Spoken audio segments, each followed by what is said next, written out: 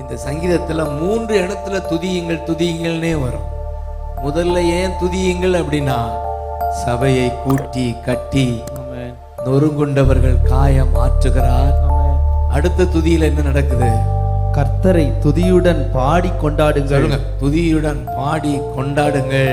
துதியுடன் பாடி கொண்டாடுங்கள். Thank you Jesus. ஏன் துதியினை கொண்டாட வேண்டும்? நம்முடைய தேவனை சுரமண்டலத்தால் கீர்த்தனம் பண்ணுங்கள். அவர் வானத்தை மேகங்களால் மூடி பூமிக்கு மலையை ஆயத்தப்படுத்தி மலைகளில் புல்லை முளைப்பிக்கிறார். ஆமென் சொல்லுங்க. ஆமென். இந்த வாக்குறுதியை பிடிச்சுக்கங்க.